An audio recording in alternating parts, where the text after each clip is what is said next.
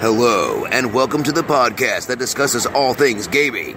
Coming to you from the home of Indy PopCon, GenCon, and the gaming capital of the world, we are the Established Facts.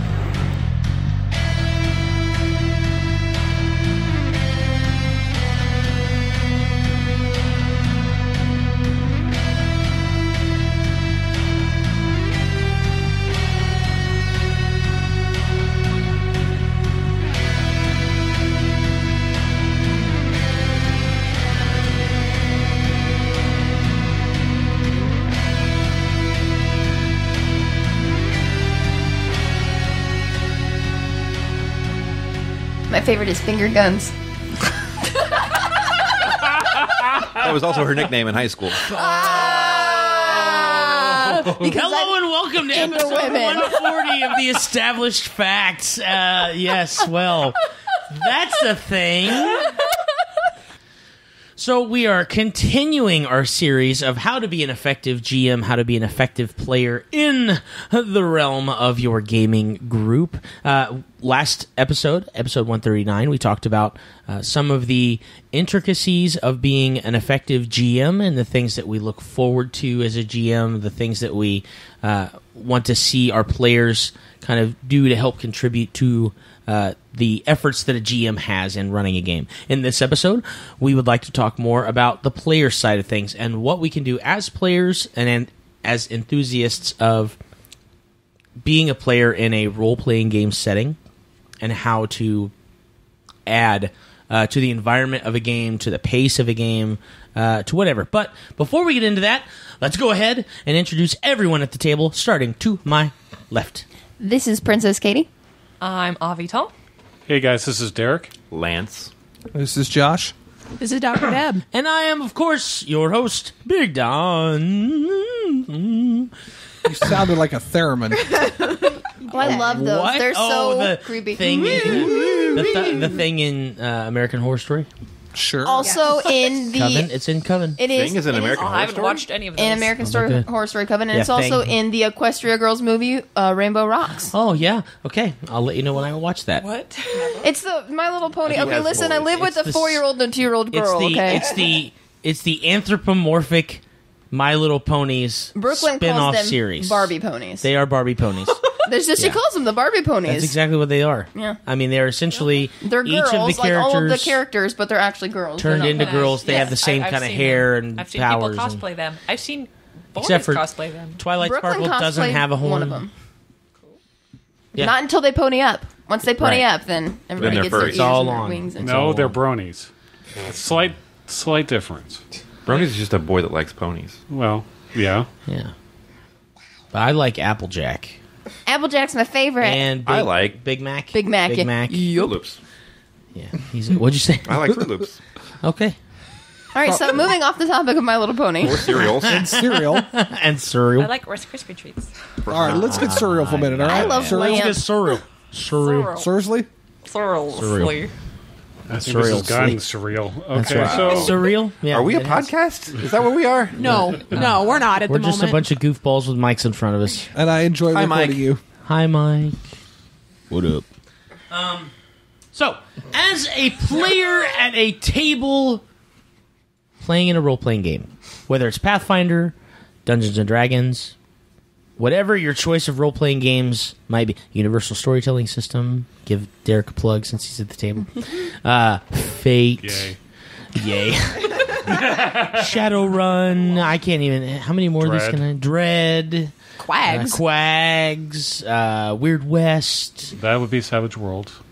Savage Worlds and Weird Wests are two different. Weird West is different. Okay. Yeah, they're different. Weird But West. Savage Warsaw Worlds them. I'm is thinking about Deadlands. White Wolf. Correct. what- Deadlands. anything- 20 what- system. Well, that's Both a deep- Savage Worlds yeah. and its own. Oh, Seventh yeah. Sea. They came back last year. I'm excited. I like Gamma. It's over there. Gamma. Yeah, which Okay, now we're just listing Herbs. things off. Is right. somebody going to Anyway, open okay. the Wikipedia page? As a player of any one of these games, or Octopus. possibly one that we have not listed, there are certain things that you can do to help contribute to the party other than just being your awesome selves at the table.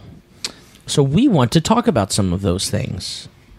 Now, my good friend Lance handed me a very appropriate list of some of the things, and I really like the idea of starting here. As a GM, what would you like to see or expect your players to physically bring with them to make the game the most effective? Whiskey. I was going to say snacks, but whiskey works too. Bring your own darn pencils. There you go. Amen, sister. Keep a gaming bag. Like What would you put in a gaming bag, I Kaytie? have a gaming bag, and I'll tell you what's in it. I made a little box to put all of my dice in, Sure. shaped like a giant D6 and painted and whatnot. And I have a binder with all of my character sheets in it, which I don't need as much anymore now that I have Hero Lab for my iPad. But Sure. for any game that I have that's printed out, it's got pencils, it's got a couple minis, it does have snacks. Yeah. It has all my dice, a couple of little like odds and ends floating around in it that actually don't belong in there because I'm not organized, but it's got everything that you I need. love the self-identification of that. I'm not organized. That's okay. That's all right. If the game requires a book that the players should have, the players should bring their own Yeah. book, Yeah. paper. If it requires dice or a way to make the mechanic work, they should have a copy of that. Sure. Their own dice, their own cards. Minis. If the game has minis, it's nice for you to have your own mini because you invest more into your mini. It just happens. What else you got, Josh? So, this is something that's come up particularly more recently, but with the advent of Hero Lab, especially those who have Hero Lab on the iPad, I think it's fantastic to be able to have that as a Pathfinder player. It gives you the ability to roll dice, be able to look up your abilities right then and there. That's absolutely fantastic. Does the Hero Lab app have its own dice roller? It does. That's Yes. okay. That's Yes. I didn't realize that. So you can do a lot right there inside the application. Granted, it only runs on iOS, but that's another thing altogether. That being said, you should have a physical backup of your Everything character sheet of your everything. and a printout of the abilities. Yeah. Because so much time is wasted looking up how to do certain things agree. at the table that as a player, I want that stuff in front of me, so if I'm confused, Yep. I can just go right to the ability and go, oh, that's what it is. Yep. Okay, that's the other thing. Preparation. Yeah. Okay. Knowing what your character can do. Right. And can't do. And Because can't there are do. things you can't do. I know all of you out there who've played a game, you're denying this. Oh, no, my character can do everything. No, there are some things cannot. your character cannot do. Okay? The barbarian, it should not be rolling spellcraft. What the heck are you doing? No. Someone has told me recently that they like watching me as a player because I will take a round in combat before it's my turn to think, this is what my character is doing. And so when it gets to my turn, I'm like, okay, I'm doing this with slight variations in case like the situation changes. But again, it goes back to preparation of, oh, I know what my character can do. So Yeah. Yeah. Yeah. Well, Yeah. part Yeah. of the thing that I I feel wrote like down. Josh had a nugget there, and then it literally just went. Yeah, we watched it sail away. I love those moments. I love to wave at them as they pass by. Part of the thing I wrote down is know what you want to do, Yep. but also know what you can do. Yeah. And then know the math involved before it gets to be your turn. Right. Yeah. So if you have the book, and if you don't have Hero Lab or whatever console that you can use to make it happen, do the math ahead of time. If your spell requires you to roll 16 dice, roll the 16 dice ahead of time if your GM allows it. If it has to be, okay, my spell resistance versus their spell, to have that all ready so that when the DM says, okay, what are you going to do? This is what I'm going to do. Here's the dice roll. Boom. That's what it is. Okay, here's the damage I do. Bam. That's what happens. Right. I think recently I've had more situations where people have not known what the DC of their spells are, Yeah. and that's been very difficult. for Then you us. have players that either aren't used to playing spellcasters or haven't read what their character does. They just made a character out of the book. Is it still? I know in 3.5 it was 10 plus a spell level plus your whatever modifier it is based on. Is it the That's same as Pathfinder? Okay. And nearly every spell, that's what it is. Abilities, they're usually a little bit different. Just depends on They what can you're be doing. wonky. But Sure. yeah, almost every spell, if it has a save, it's 10 plus the spell level plus your modifier. I love playing a spellcaster, but I've legitimately not played a spellcaster in Pathfinder in all of the years that we've been playing it. Oh, well. So I've, done a lot of other But if stuff. you have like Hero Lab and you have that printout, it will print out the DC of your spells because you can have feats that affect that. You could have items that affect I that. was going to say, often I don't know them. I have to look because it does the math for me. So I'm like, that's a DC 16, or because it'll print it out, which is nice. This is not a sponsored thing by any means. I have no idea who actually created this custom output, but one of the things in Hero Lab of a custom output is the Ancient Ones character sheet. Yeah.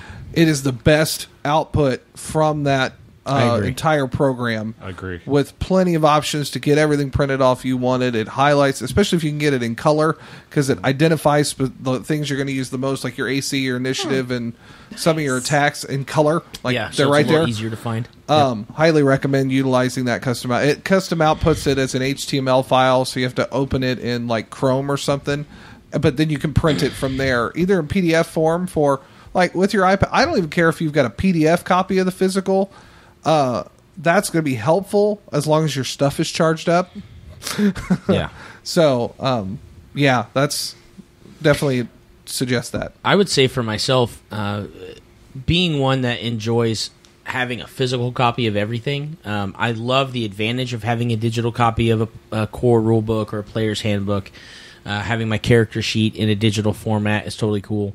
But I prefer the tactile functionality of having everything in my hands, so that if I have a question, I don't have to look at. I've only got a 5-inch screen, whereas if I'm looking at a core rule book, it's going to be an 11-inch page. Don, look behind you on that shelf of books. Yeah, Behind Don is a giant shelf of books. A huge, giant, yes, gargantuan shelf of books. Right, but I don't own every Pathfinder book that exists to man. I understand that, but if you had to carry that stuff with you... No, and I would agree with you if I made an advanced character. I own the books for the characters that I build. Yes. So if I'm going to build a psychic, I will buy an Occult Adventures book.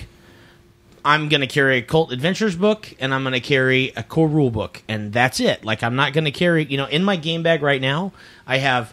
my binder, which if I converted to doing this a while back because I got sick and tired of having to remake my character sheets because somebody spilled a drink or I forgot it somewhere and then it got stepped on, I started buying clear sleeves and page sleeves and putting all my characters, back to back so that I can turn each page with those sleeves and have everything I want. And what's great about that is something that Josh and I have just recently done, and a lot of other people who use a physical character sheet to do this. We'll take a dry erase marker. Instead of you having to erase all your numbers all the time, just take a dry erase marker and write down your dry erase marker numbers if you're losing health or if your ability scores are temporarily modified or what have you, because then you can just go back and wipe it off, and you don't ruin a character sheet. Go ahead, Lance. In the days of second ed D&D, using clear masking tape or clear tape on that would let you erase without ruining the paper too. Right. So that's an old school version of the dry erase marker. Right, trick. absolutely. When I was doing Living Greyhawk, we did that too. We used grease pens. Right. Well, and especially if you're using... Okay, so we've most recently been playing in a Pathfinder Society game. And when you are playing in a Pathfinder Society game, if you are not familiar with it, it allows you to take that character... Say you want to go to GenCon and you want to play your character with a group of people that you've never met before. Well, they have Pathfinder Society games in which if you don't already have a Pathfinder Society membership, you can sign up for one, you get a number, you can allocate it to that character, you can build a character right there. But we have established characters in Pathfinder Society. And the character sheet that I have for my character has every little benefit that I have bought through playing Pathfinder Society, and it keeps a log of all my prestige, all my experience points, all of my gold. That stuff is very important when you're taking your character from point A to point B so that you can play with a bunch of other people, versus if you're just playing a fun homebrew game and maybe you can just recopy a blank Pathfinder character sheet and write everything back down.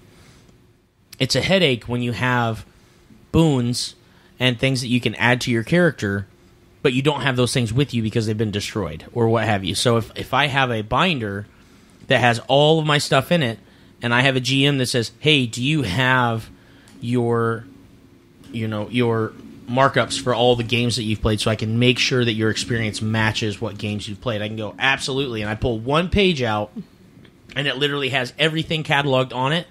And then I'll pull out the back sheet of my character sheet, and it has every game that character has been registered in playing. And then I just go, there you go.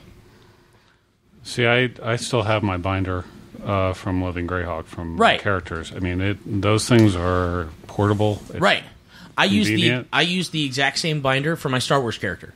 Like, I just put dividers in it so that I can go, okay, this is my Star Wars dude, this is my Pathfinder Society guy, this is my Fiasco dude. I've got USS character sheets in there. So if I ever sit down and put a character together, I can just slide it in some extra sheets. And it's really nice because everything is there, and I don't have to go fishing for it in a backpack. I just pull out my red binder, and it's got all of my character sheets in it.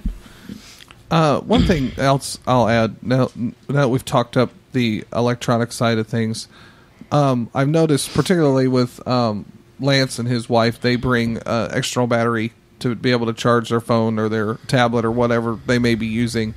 I do recommend people invest in that if you're going to be using digital medium, no matter what the game system is, because that if you show up and you're halfway through a game and your device dies and now you can't play, you can't expect the game master to have the exact same charger you have or a battery. Right. I mean, not everybody's an iPhone or even an Android user. Yeah. And now with USB Type-C and all this other technological changes that are going on, it changes even more.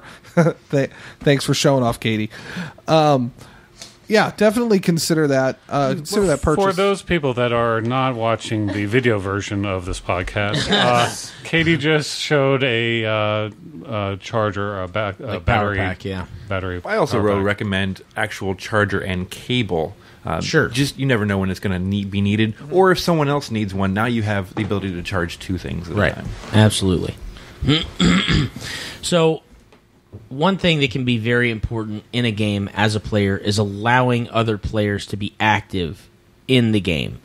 I know that as someone who is an extrovert, I have a tendency to talk over people, and that can be an issue at the gaming table. You want everybody to be able to contribute and have a good time. So what are some of the, as players, what are some of the things that we individually practice to make sure that everyone kind of gets involved and everybody has their fun for the game? Go ahead, Lance. I actually like what Derek said. I do this a little bit too. He takes a round to figure out what he's going to do. Mm-hmm. In that round, because I usually say, when people ask, what's your initiative? I always say last. It gives me an opportunity to listen to what everyone else is doing while also planning out my move. So if say, Avital's character is going to fire an arrow at subject A, and she kills it before I can get there, well, then there's no point in me firing at subject A. Right. So take stock of what everyone else is doing. That's why in like second ed, even first ed rules, you told the DM what you were going to do before any dice were rolled. That way, if I'm going to shoot the same thing that she shoots at, she kills it, well, that's what I was going to do anyway. I don't get to say, well, I changed my mind because it's only been a split second. Right. But take your time, learn what everybody else is doing, take notes. So, not only that, if you're listening to what someone is saying, he may be talking to the person over there, but if you're able to hear the conversation, write stuff down. That way, later on, you don't have to say to that person, "And what was it they said to you again?" Because you know. But don't metagame. Mm-hmm. That conversation came up a little bit in the last episode. Yeah. Well, I think that's a good place to go. As a player, what are the,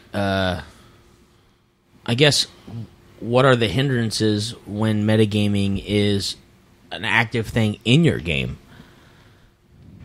Did I phrase that question correctly? What makes metagames active? Like, what makes it bad for your game? Right, yeah, yes. And then it's not as fun because, you've got, especially depending on who who in your game is metagaming. Like, then you've got if you get somebody who's a rules lawyer or a know-it-all, and they're like, well, blah, blah, blah, and then you're like, I can't.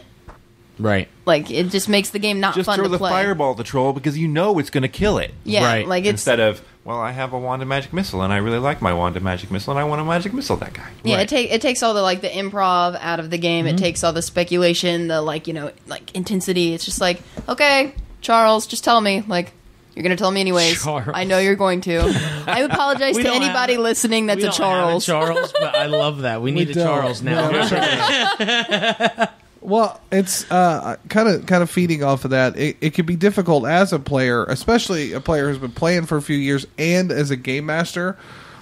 It can be difficult, but resist the urge to look at your first level character. Everyone has killed quite a few goblins in their first level adventuring. Everyone knows that it's really easy to kill a goblin. Your character doesn't know that, though. Your character's walking down the road and some random goblin jumps off and grabs your shoulder. It's you don't want to take it not seriously because you got 8 hit points and this guy's chomping for 5. Right. You got to be careful. Right. Well, yeah, and I think especially, you have to know. This goes back to one of the things we said at the beginning of the episode. You have to know the limitations of your character. In an early, and this is something that I had to deal with because we've played so many games where it was like what you might call "quote unquote" power games or power leveling or like hero style games where your ability scores are a lot higher than they normally might be as a first level character, or you start the game at 5th level so that you kind of have a little bit of an advantage. You're all deities. Let's just call it as it is. How do you go after deities? So my point is, Take away in their playing, belief system. In playing, for example, our Pathfinder Society game, you start at 1st level.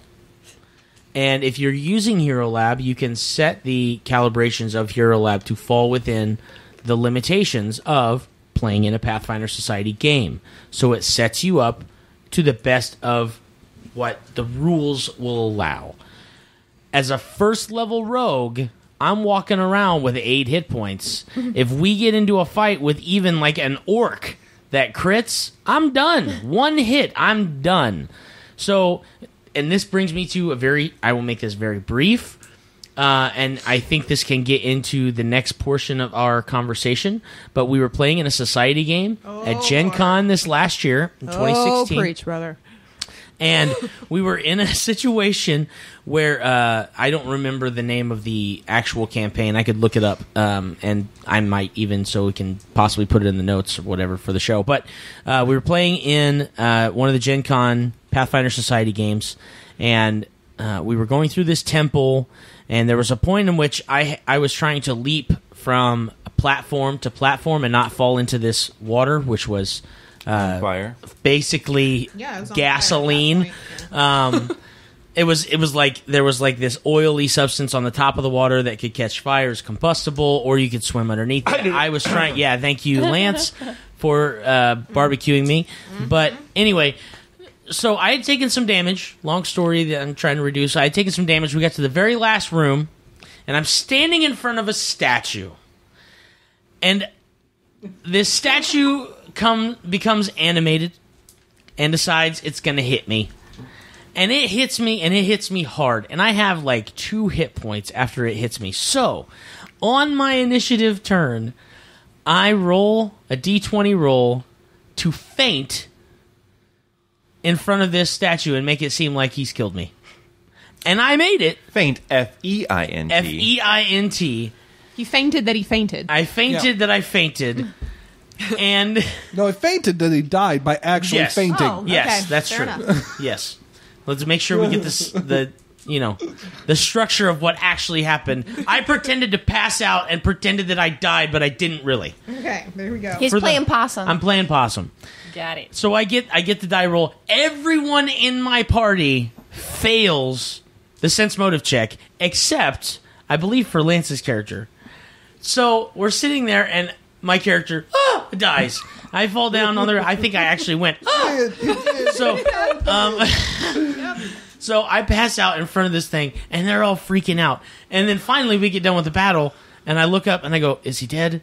And they were like, "Yes." And so I just like stand back up and like brush myself off, and I was like, "Whoa, that was a close one." And they were like, "We thought you were dead." And I was like, "Exactly. He thought I was dead. You thought I was dead. That's why I did it." The plan worked. Cure light wounds. Cure light wounds. You're back. Cure light. Oh, sweet. Oh, okay. I feel so much better now. But as a player, and this is kind of where I want to turn our conversation to next. As a player, I was involved with what was going on as my character. I was not thinking, and this goes into kind of a little bit more defining of metagaming. I was not thinking about outside influences. I knew what my hit points were on my sheet, but as my character, I was like, he hit me really hard, and if I get hit again, I'm probably gonna die. So what should I do? Save myself. Pass out. Sure, I'm really good at that. And so I did. And I feel like the issue that metagaming can have is that it takes that spontaneity away. You're talking about the age-old D&D Pathfinder problem of, is this a role-playing game or is this a strategy game? Sure. Mm-hmm. Yeah, absolutely. Because as soon as the minis and the map comes out, it becomes a strategy game. Sure. So it's I like to see it stick with the role playing aspect, but there are some people that their fun is I'm looking at this like tower defense. Let's crunch the numbers. Yes. Right. Yeah. Then pick up risk. Right. Lance? As one of the people that is in that game, No one will play Risk with me. one of the things I do to help prevent even the slightest metagaming, I go to heal people. Well, I don't know how badly damaged they are. A lot of people will say, "Oh, I'm down 14 hit points," or "I just got hit for 16 hit points." Well, as a character, I don't know what that means. Right. So I've instituted in our group, I need you to tell me if you are hurt, which is you're at 25% health. You are injured, which is you're at 50%. You are dying, 75%. Or you are close to death. Right. Okay, you're within 5 or less hit points of being absolute zero. Right. That way you can say, "Oh man, that hurt." Yeah. And I can know, "Oh, well, I got to rush over there and get that guy." Right. But it's triage. I don't have to do that right now. Right. It doesn't take me out of being in character, where the numbers often do. Sure. Yeah, I think that's a really good technique as a player to do. It's like being able to kind of shape your world to look through the eyes of the character that you're playing. How would, if you played this game, because that's the point of a role-playing game, is how would you, if you were he or you were she, act in this situation? How would my character as a rogue, knowing that I have really good abilities to talk to people and to convince them to do things, if I get beat up by a person that I don't know is there, what am I going to do? Well, I'm going to act like I'm dead, because if he thinks I'm dead, he's not going to hit me again. And I'm really close to being dead anyway, so it's going to be a good sell. Go ahead, Derek. What do you think about this idea where you have your players create characters, but they don't know what their maximum hit points are? I think that would be interesting. The GM has basically a list of the characters and their hit points, and he tracks them. But he describes, okay, well, Don, the golem hit you. There is your arm is missing. deeply bruised. Yeah, it's missing. Yeah, and you feel the crack of your bones in your arm, and it's no longer useful to you, or correct. something. Yeah, I think that in general, even if you say now take 12 hit points, I think that being descriptive as a GM, kind of on the other side of it for a second, as a GM, being descriptive of the environment and the conflict helps your players get into the game a little bit more. When I lay out, when I sit down with my graph paper and I lay out a dungeon and I look at that and I go, okay, so what do I want here in this room? And then I'll start writing out in my notebook, okay, cool, well, when they walk into this room, the first thing they smell is this incredibly horrible odor of just festering wounds. Like, it's just the nastiest thing you've ever smelled. Right. Katie's giving me this grimace. You're not even in the room, but just the idea of being able to smell that immediately immerses you into just this nasty environment. And the walls are just slimy and green and gross, and you don't want to touch them, and so you just hold your arms as close to your body as you can. And just those two things totally changes how you respond as a character. The one way to look at how to do that sort of thing is to listen to an audiobook. Absolutely. Absolutely. I think that is a great point. And take away the mat. Yeah. Because then it becomes, you don't see it, you imagine it. Yep. We played in the infamous or famous Dalfor game that we've talked about before. For a very long time, we didn't have a mat. It was literally 10 of us sitting in a living room. We'd roll dice so that we knew success and failure rate. But for the most part, it was like, okay, well, am I within running distance? Am I within walking distance of this person? Yes. Okay, cool. Well, I'm going to use a double move and charge this person and try and hit them harder. Okay. You know, How about, go ahead. okay, if you did that, let's say you take away the mat and you get descriptive about what people are looking. Let's say that somebody is, like one of the players is on their phone, and let's say that they're the healer, okay? I hit Don with the golem, and the golem hits Don. So I say that he has bruises. It gets back to, let's say it gets back to Avital. Avital's a healer. She's on her phone, and she says, okay, well, what's happening? What's going on? I could say, okay, well, you take your move action to assess what's going on in the scene. Oh. Yeah. Nice. And then you have a standard action at that point. Or you can say, in the fog of war, you just didn't see what happened. Yeah, just being very... I think that's a cool way to do it. Like, to be, again, on the GM side of things, I think that's a neat technique to use to get people more into it. But also remember, speaking is a free action, so you can say, ow! Right. Yes. And they don't go that way. Well, as a player, I know particularly for the censors at the table that you could probably give a better opinion after experiencing it. But do you have kind of as a player, does that sound something interesting to you? And to me, it does. Just from the sheer fact that it's the script, I love using my imagination, but the intuitive side of me just loves envisioning things like that. We had a situation happen yesterday at this Dalfor game we were playing where one of the characters stepped through a portal and immediately transformed into a colossal wolf.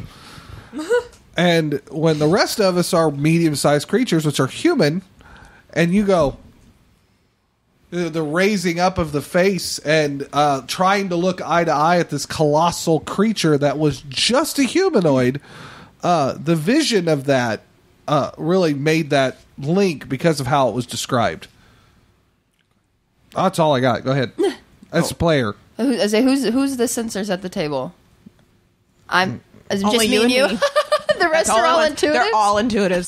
ENFP, ENFJ, you're sort of X, but you I'm lean... my own creature. You tend to speak more like an intuitive. As someone who's a censor, you sound more like an intuitive. Sorry. Okay. INTJ, INFP.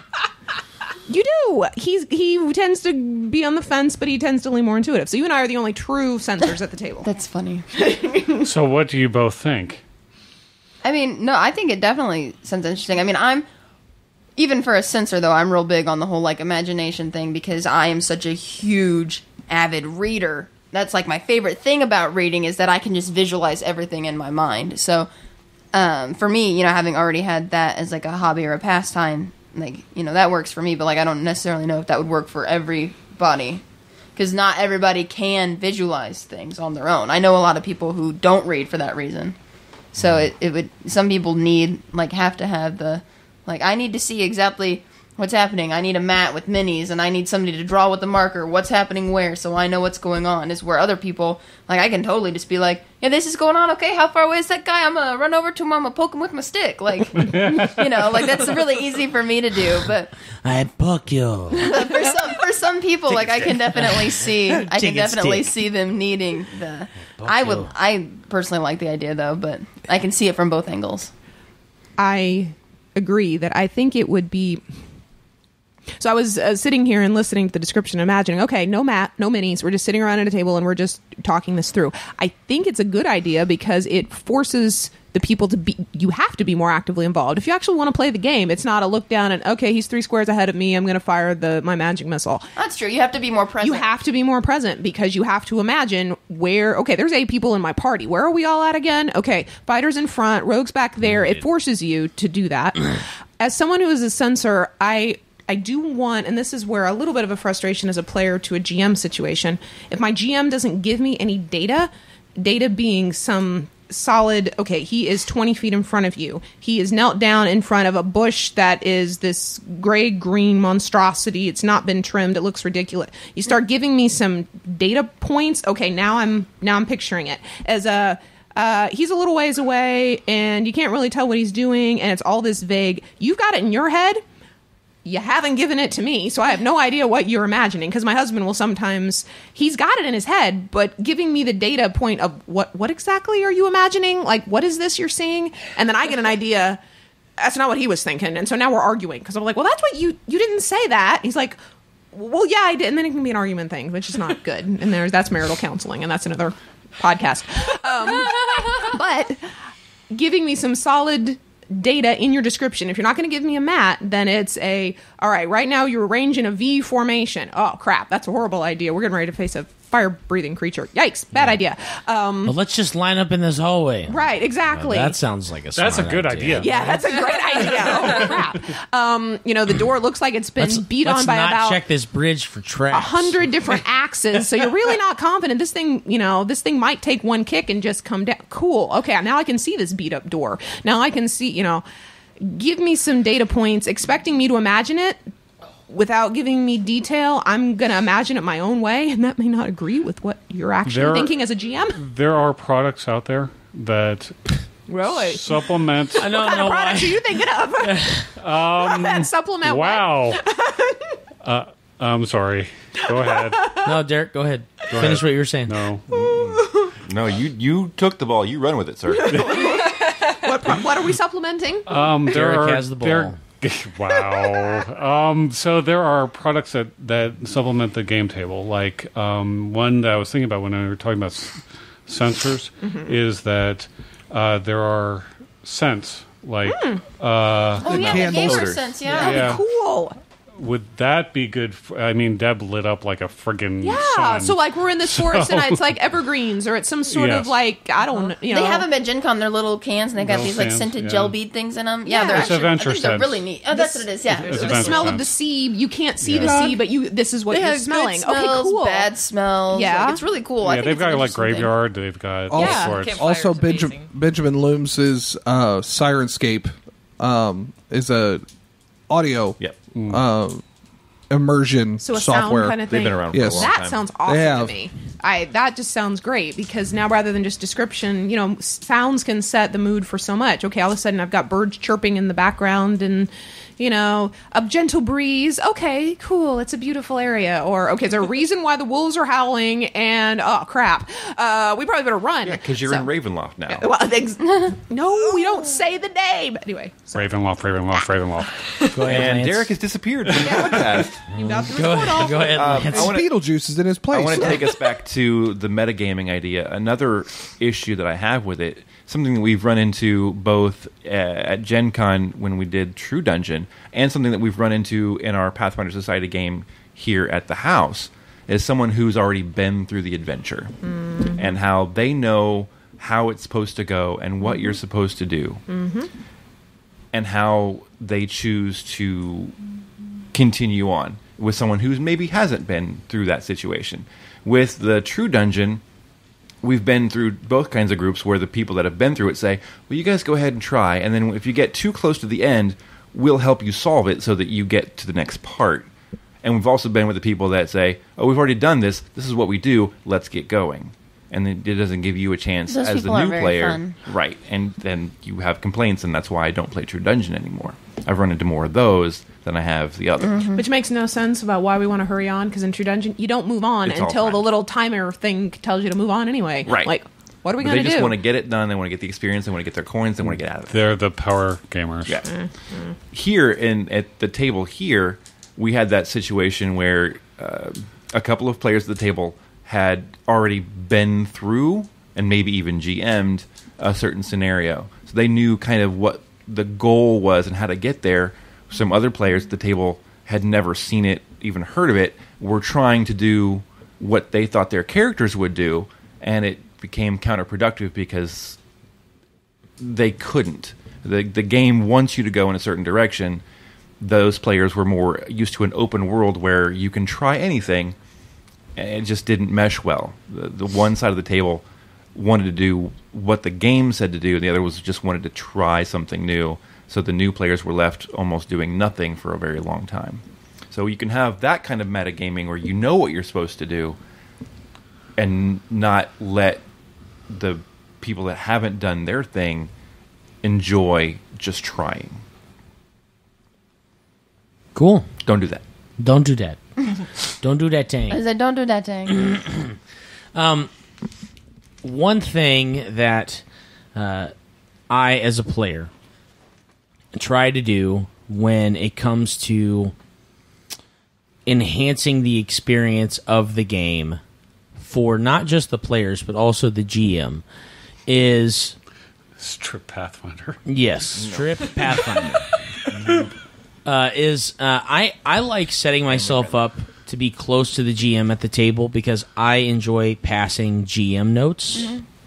Oh, yeah. I love GM notes. So, as a player, what are some of the little things that you do to try and set yourself up to have the most fun and contribute the most to the game? Like GM notes, or like I like to sit either right next to or a seat away from the GM so I can just pass them a little note every once in a while. But some players don't do that. Some players have, they'll show up early and they'll have a conversation with people that they haven't seen for a while because they want to make sure that they don't get stuck in side conversation with people. So what are some of the things that we can do as players to enhance the positive experience of gaming with one another at a gaming table? Having conversations outside of game, making sure that you inform the game master, especially if it has anything to do with the actual story plot, I think helps build a relationship. Like if there's it's going to be a week. Like you guys are traveling on a boat for a week, and next time we'll start up where you need to be. Yeah. Doing stuff like that. As a matter of fact, we set up a Facebook group for our first Pathfinder Society game, and we'll probably set up another one for this dungeon crawl I'm going to do. I love seeing players interact in back and forth chains. As long as the game master is aware of what's going on. I'm not big on the talking behind somebody's back or making plans to stab the other players in the party. So that's why you don't play rogues. Yeah, I know that. But the idea of building a character and playing out your role even outside of game, I think can be helpful. As a player, I've been in situations where that can be and can really provide a rounding to the character. For me, at least. Okay, Avital, what you got? Well, this kind of plays off of what Josh said. In the campaign that Derek was running in Palagain. No, that was Palurin. Yes. Yeah. Anyways, but we had played in the game that Dawn was running. That was a Palagain game. That was the Palagain game, and our two characters were the ones that stayed on Palagain. And so in the next game, I was playing the character who was the sister of my original character, so she would have known Lance's character, and he was still playing the same character, so we emailed back and forth about our backstory and what had happened and some of the in-between times, and really built up, almost accidentally, like this whole relationship between the two characters, like the ones we had been playing together. And that turned into so much in-game that was just amazing. As a GM, that was pure gold because it gave a complete, like, side story arc that we were able to play off of. And I'm going to go tangential to that as well, as a player, it's good to be able to roll with things, especially if you mess something up. So, like, Or if you're a GM. If you're a GM and you misremember something, like a husband. That wasn't supposed to be there? Yes. What? Yeah, I forget how that whole love quadrangle happened. Lance's character, when they were talking to the Beholder, asked about, or mentioned the love of his life, and Derek said, "Oh, she's alive. She's on a spaceship, like frozen in animation, with her husband, or something." And I hear this. This is my character that I played, and I'm like, "What husband?" Oh, okay. And I immediately, like, I think I was driving. Oh my gosh. I was driving after that. Like, as I'm driving, I'm, like, thinking through, like, okay, this is why that happened and why that would have happened. Like, why she would have had a husband when the love of her life is just off somewhere else and things like that. And that also just turned into that even added so much to that part of our story. But it was because Avital and Lance were able to roll with it that entire situation occurred. So as a player, being able to say, okay, well, that just happened, I totally didn't intend it to. Or if you have a GM that says, okay, well, now lightning bolt has, like, scorched your brother, and you're like, I didn't know I had a brother. So surprise. Okay. I will mention something that, as players, we should most definitely not bring to the table, and that's a personal agenda. I know that sounds very vague, but when you're getting together to play a game, board game, role-playing game, even playing as a video game, something along those lines, you're there to play the game and experience the time with the other people. Things will not go your way. Get over it. Yeah. Can you give an example? I absolutely can. Evil Drow.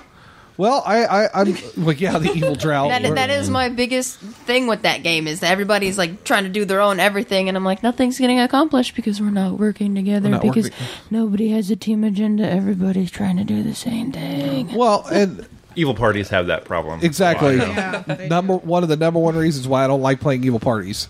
Which is why you have to have, when you're playing in an evil campaign, on a side note, if you're running an evil campaign, you have to live that game by the enemy of my enemy is my friend. So you have to have a bigger, badder dude that everybody's trying to go after. The Suicide Squad only works if there is a crazier person that they're all going after. Once that crazier person becomes equal to everyone else in the party, now it's all inner warfare. Sure. Well, ahead, John. so an example of the kind of agenda thing is I remember a couple of different times, even for ourselves with the Dalfor game that's been mentioned before. The Dalfor game continued on even when Mike, Don, and I were not around very often. And there was a part of each of us that was a little hurt by that, because we were a core part of the campaign. It wasn't except for the last couple of years where the realization hit me that we were a core part of the campaign in phase 2. Because it was just John and Danielle before that.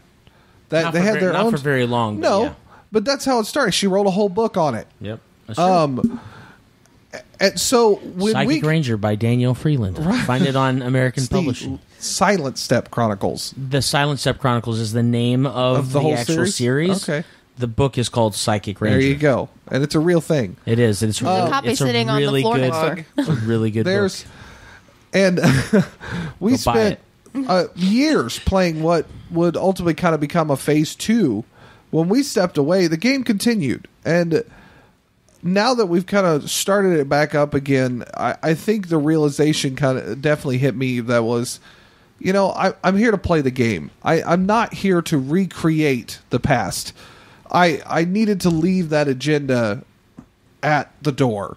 And if you're showing up to a game that it's a one-shot, you're not here to prove that you're the best player. You're here to have a good time. You're here to make it a good moment for everybody. I understand that there's games that can be winning, like the PvP thing we did years ago. No, I've actually got a question about that sure. directly. Sure. At GenCon, I'm running a side story, but it's also sort of like a continuation of the Lost Religion Found. How are you approaching that?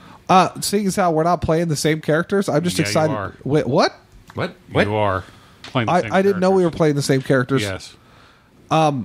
It's for me, I'm trying to look at it as it's an opportunity to continue the story of that long developed character I as well. think what Josh is trying to say is, character aside, obviously him being in love with the character of Yin Yang, which he plays in the Doubtful game, Or- and I cannot remember. Mac Thonrell in that Yes. game. Yeah. The bear.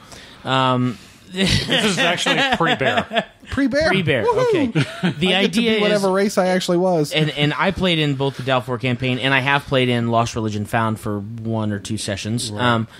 But the idea is you still love the character that you played.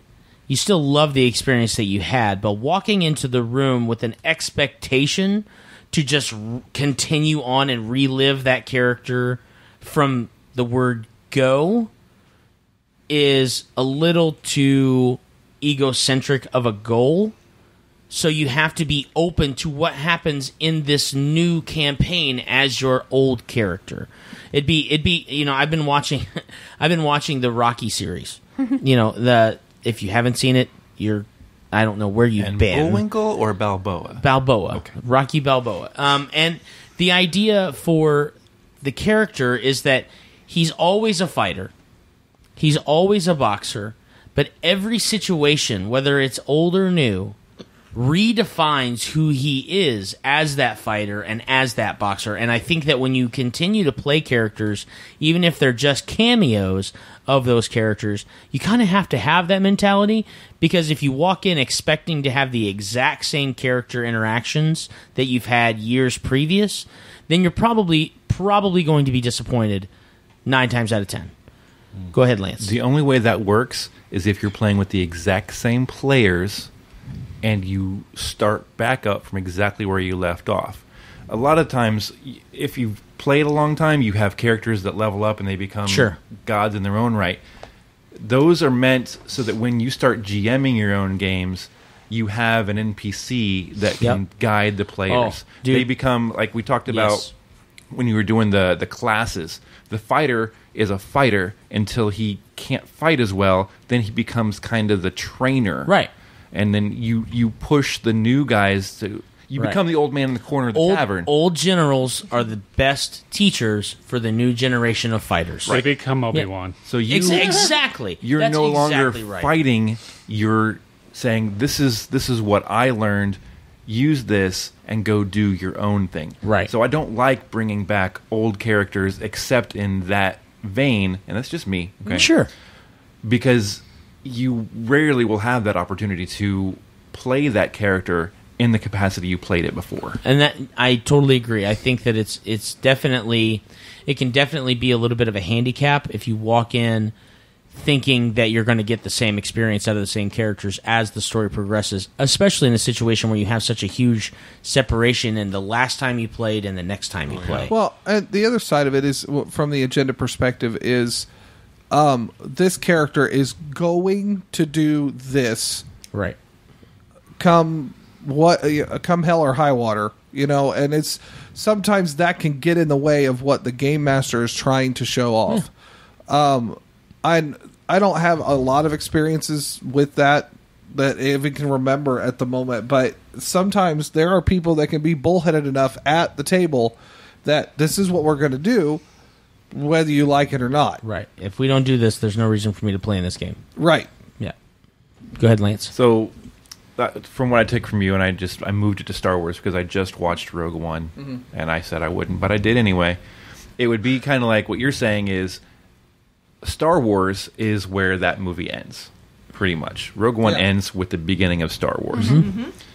It would be like saying my character moves Alderaan to a new planetary system. Right. You can't do that because then it doesn't blow up. Because if you do, spoilers exactly. in Star Wars. Exactly. I don't think you have to say spoilers. They've been out for 40 years? 40 years. So. No. Well, and I think that, it reminds me of... Deb, what was the name of your character that wanted to kill Milton Derrick? Lindario. So Lindario lived poor her... Lindy. Right.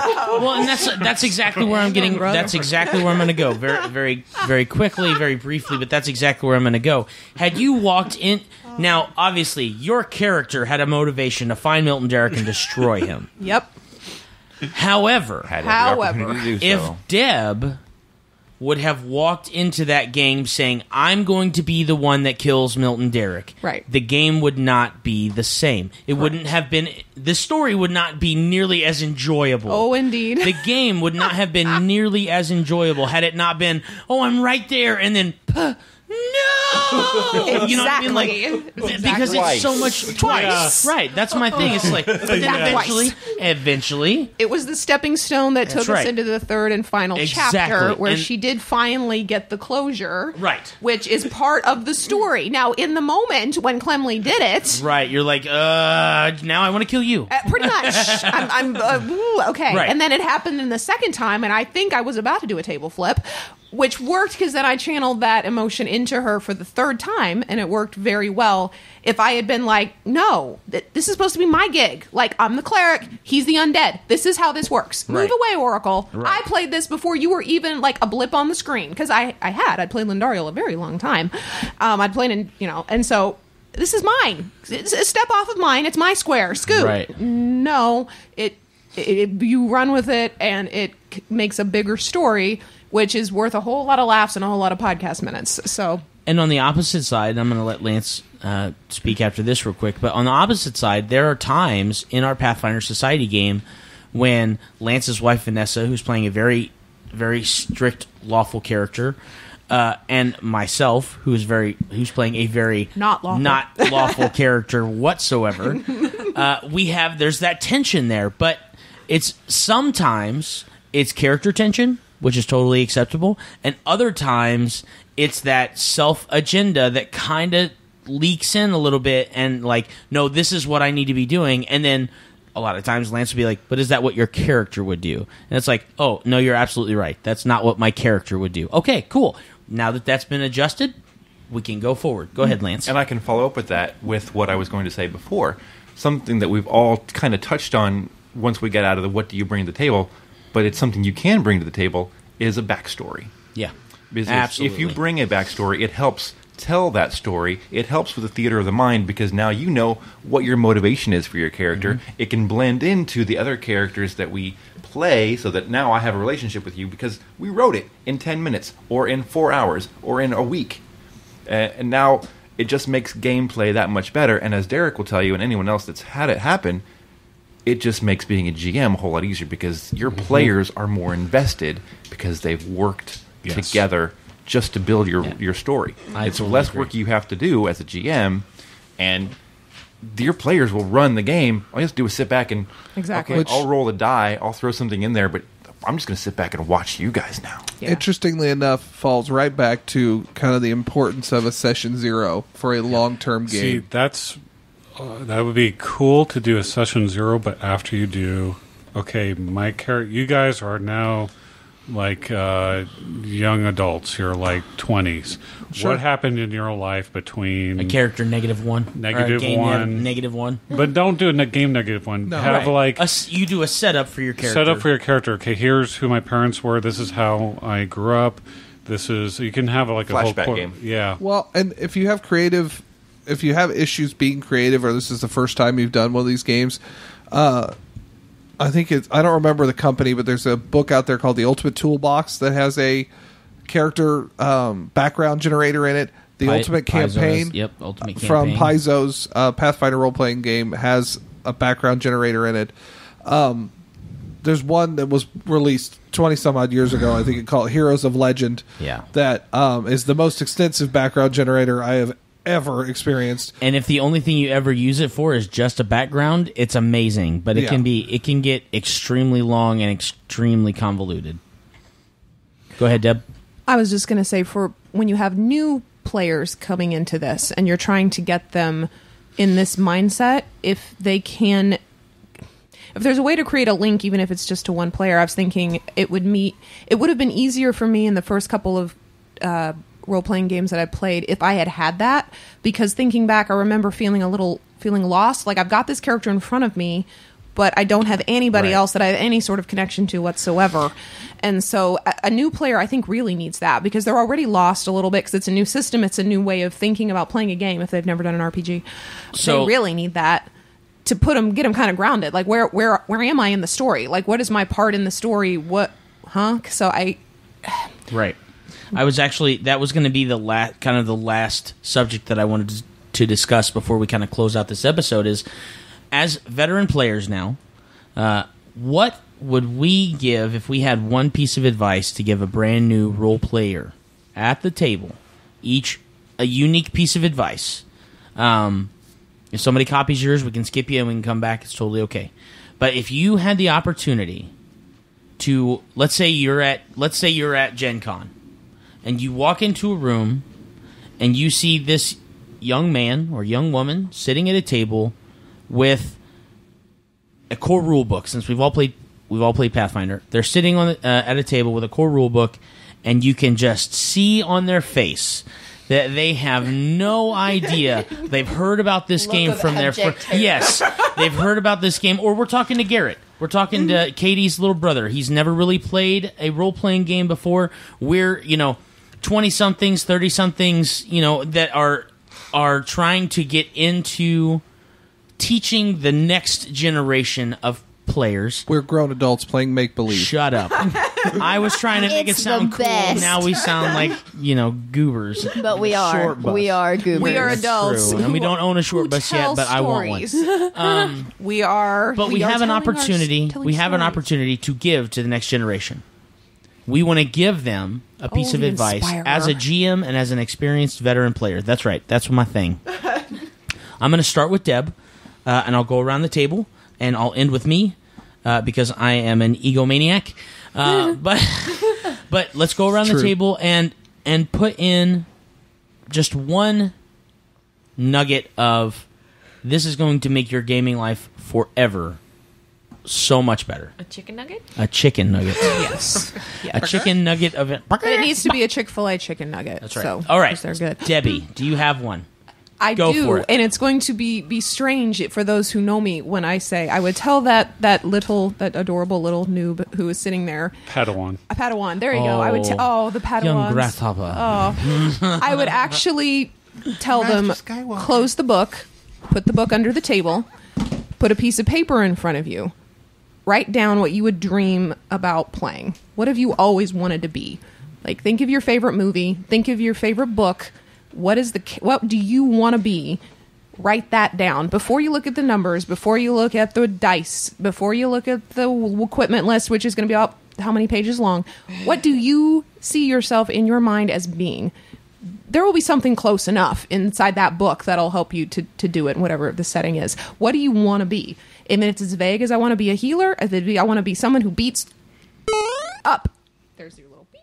I want to, because sometimes that's what they want to do. I want to be the magic user. I want to be that crazy mage with my hair flying every which direction. Start there. When you know who you want to be, pull out the book and start figuring out how to make it. So take time to imagine what role you want to take. Yes. In whether it's a role, whether it's I want to be Superman, Right. or I want to be Bilbo Baggins. Exactly. Just kind of have an idea of what character you want to Before you start doing all the technical mumbo jumbo, Right. you need to know who are you, young one? Who do you want to be? Because you will get so caught up in the numbers and the math and the calculations that somewhere in there you will actually lose who you actually wanted to be in the beginning. So have that. Start there. Keep that for when you are a 15th level throwing crazy stuff. Right. Because remember, that's who you wanted to be before you even built the character. That's where you're going. Okay. Josh. Well, on a similar note, and I think I'm going to kind of stem off of what you mentioned earlier, the tenets of improv. Who are you? Where are you? Why are you there? And yes, and. That is the basis of that'll jumpstart you into a game that you will be surprised at what the game can do when you're willing to be open and not shut things down.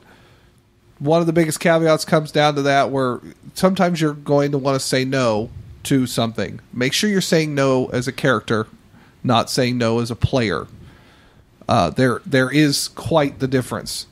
So if you can answer those questions and be willing to say yes, you'll have a really good time. Well, and I think a very good point, very quickly building off of that, is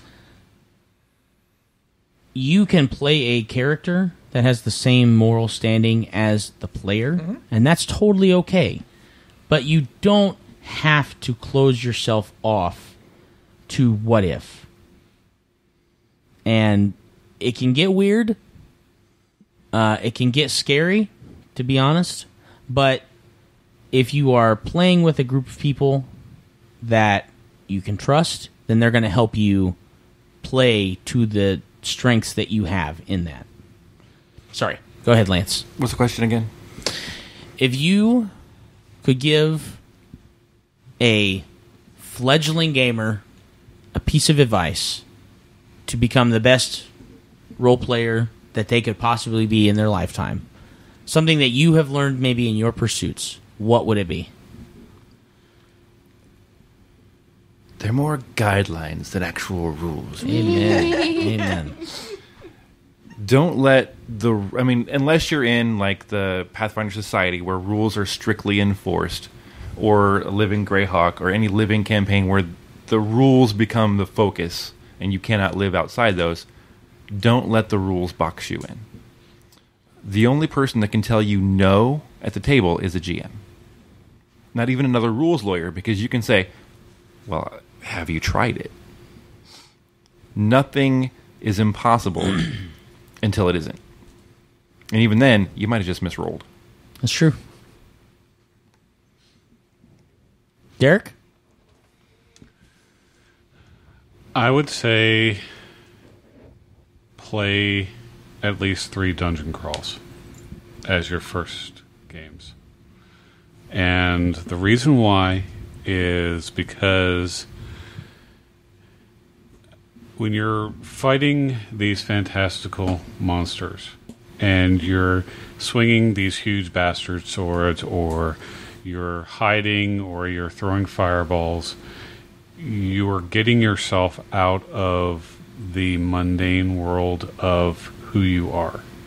That's number one. Number two is saying, oh, there's a lot more possibility than me going to school or doing homework or playing soccer. I can go out and ride a horse and with a lance kill a bugbear. It also gets past the I can do stuff, cool stuff mentality. so that you're like, okay, well, I've done the fireball thing. I've thrown 16d6. Now I want to try to see if I can get a little bit deeper into my character. Cool. Avital. I know that I have been doing this for a while now. GenCon will be my 5-year anniversary, which is weird. But I don't know. I still feel so inexperienced and like I don't know what I'm doing a lot of the time. But so my advice is to just having a good experience is going to be honestly unrelated to the actual gaming. It's just going to be physical stuff. Just be aware that games last a long time. And you're going to be there a long time. And you're going to be sitting around for a long time. So either have plans in place to get food or have food with you, have drinks, because most of the time, like the shortest time you're going to be sitting there is like at least 4 hours. So you just have to be prepared for that. And if you're like me, you're going to be in and out of your chair a lot. But that's me because I can't sit still. But yeah, so just make it convenient for yourself. Yeah, just be aware of, you're going to have to be there for a while. Right. So. Kaytie.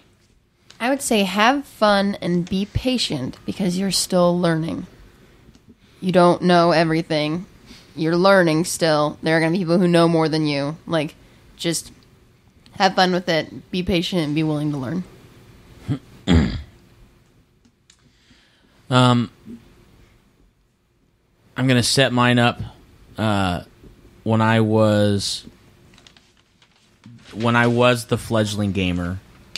And I was learning about the world of Dungeons and Dragons and role-playing and things like that. My dad had got me into it, and I realized that the people that I talked to at school about it, this was before being a nerd, before being a geek was chic. Mm-hmm. This was when there was still a very hard stereotype about people who were into weird, nerdy, geeky things. This is high school, correct? Yeah. And I can remember talking to some of my friends about it, and, they were like, oh, well, that's stupid, or, oh, you're dumb, whatever, playing, games like that. They used, other expletives, and I've always been a kind of person that has never let someone else's opinion define who I am to myself. But there are a lot of people that take a lot of influence from their friends. And so this is kind of not only is this kind of a nugget, but it's also kind of a PSA for people that are getting into gaming, or people who see other people that would have a great time in the world of gaming. One thing that I have loved about being a gamer, and especially after last year's GenCon, we really kind of talked this up. There is a community of people that are the weirdos, that are the freaks, that are the geeks, that are the nerds, and they love every other person that falls in that world. Now, you're always going to have the exception to that rule. There's always going to be the jerk that wants to push it too far, or wants to say the wrong thing, or doesn't really care about the people that are sitting at the table. There's always going to be one. But for the most part, from my experience in having gamed for now 18 years plus, I love every person that I have ever sat at especially at a role-playing game table with, because I'm not going to sit at a table with people for 4 to 6 hours that I don't like. The exception I will make is Pathfinder Society, but for the most part, we still all play Pathfinder Society together at Gen Con and stuff. But what my recommendation for a new gamer, someone who is getting into it, is realize, especially if you are getting into a game in which you have been invited by someone else, that person loves you so much that they want you to get involved in the hobby that they love as well. And they want to share it with you because it's an opportunity for them to spend time with you. And I know that can be very hard, especially in today's world where there's so many people that point fingers and name call. But the fact of the matter is the gaming community is a loving community. And we all want to go out and we all want to have a good time. And yeah, we may always want to win, but we're not going to win. And I think most of us have realized that fact by now. Except you, Charles. Except for you, Charles. Sorry, Charles. So Don't sue. So I want to kind of reach out to the people that are interested in getting into gaming, but maybe have that fear that they're going to be judged. Because let me tell you right now, if you are a fan of our show, if you've ever listened to our show, if you ever need people to come and game with you, and you want a loving community, you can always talk to us. Because gosh darn it, we love everybody. And Thank you, that's Stuart right. Smalley. Well, it breaks my heart, being the ENFP, being the introverted feeler that I am. It breaks my heart when I see stuff on Facebook about teenagers and stuff who get picked on, and then they feel like they have no escape. And then they do tragic things. And I don't like to see people do that. And if that means you have to escape into a world of gaming to find your friends, I'm not saying live your life with imaginary friends. I'm saying physically go and find weird people that are weird like you. Then do that. Because that's what I love about the gaming community is I'm a weirdo. And I love the people that I can be weird around. Go to local cons. That's a good way Exactly. to start. Even if they're little ones. Anime Crossroads is in February. Go to Anime Crossroads. Go to Yer Con. It's a small convention, but there's It's tons free. of really fun to do, free. and it's free. Yeah. And if you want to do a True Dungeon, they have True Dungeon. They have really cool stuff. They have vendors. They have cosplayers. Find the community. Facebook is huge. You don't have to listen to the jerks that want to talk crap about you all the time because you're a weirdo and because you like anime or because you like My Little Pony or because you like to wear costumes.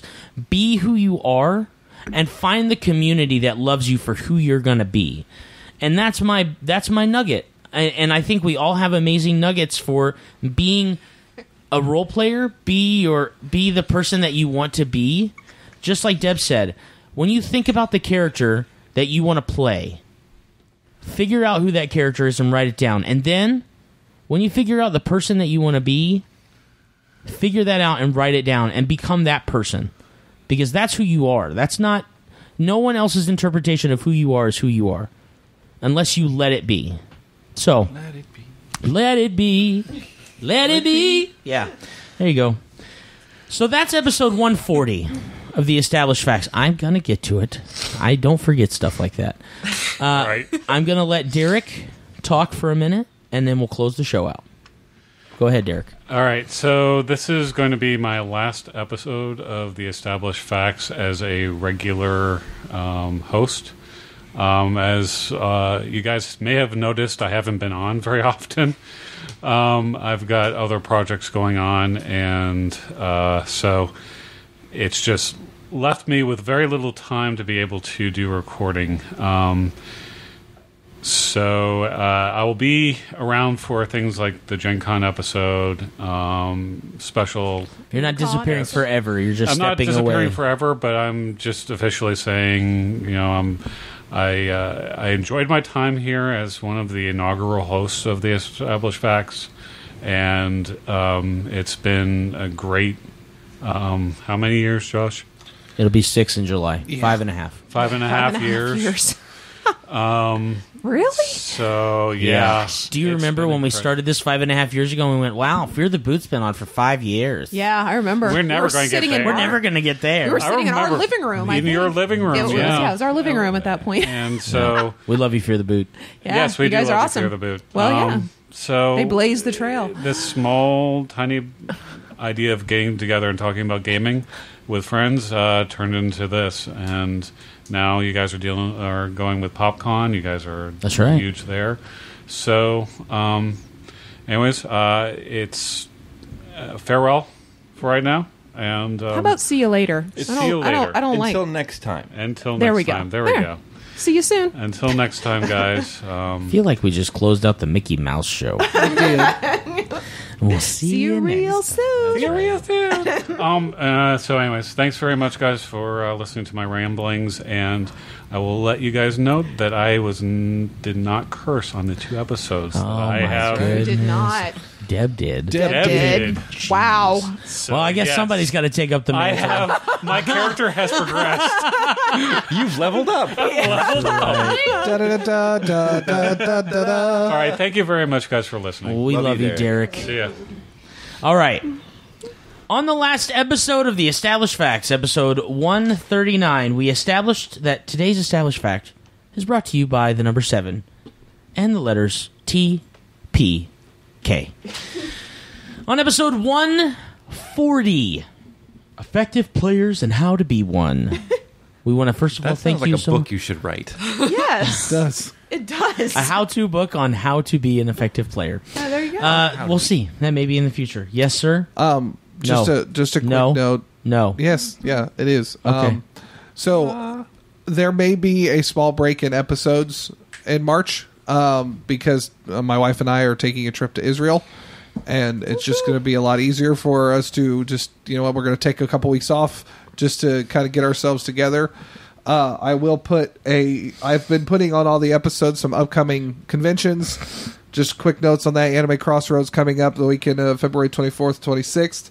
Yer Con, March 31st through April 2nd. Indiana Comic-Con, April 14th to the 16th. Of course, Fear the Con in Brentwood, Missouri from June 23rd to 24th.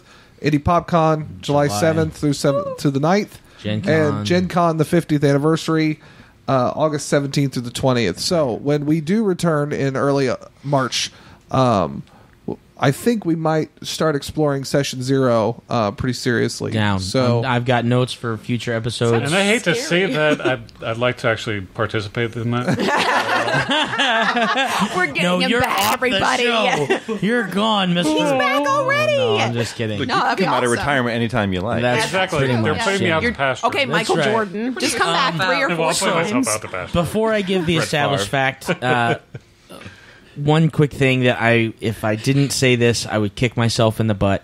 One of my best friends and I have started a game company. He started it in August. We've been working together to build some really awesome games. We're actually going to be demoing it as much as we can. The game is called Nightfall at Camp Havenwood. It is a horror-themed programming card game. We are on Instagram on DNA Games LLC. We are on Facebook at DNA Games. I think DNA Games LLC as well. We are projected to release our Kickstarter project at the end of February. February 28th is our target date for the Kickstarter. So please, please, please, please check out our online presence. I will make sure that we are posting stuff on our Established Facts page as well, on my personal page and Instagram as well. I know that our podcast help, they're going to be trying to help us out as best they can as well. So please check out the game. If you're interested in playing it, hit me up on Facebook, hit me up on Instagram. We can definitely set up a time to get together at a game store or at your house or whatever. It is a ton of fun, and I'm not just saying that because I was one of the ones who designed the game. It's Maybe I am a little bit, but yes, it is a ton of fun, and it's definitely a different kind of game. So if you are interested in it, please check it out.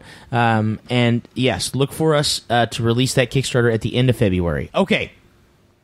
On episode 140, we have established, as a role player, have fun, immerse yourself, contribute to the party. I love it when I do these and I kind of start out slow and everybody's just kind of like, okay, now when's it going to get weird? But never, ever metagame. Thank you so much, and we will check you later. Bye, guys. Bye. please visit us at www.theestablishedfacts.com and our Facebook page, facebook.com/theestablishedfacts. If If you would like to support us by buying some merchandise, visit cafepress.com/castingrobot. Bonus.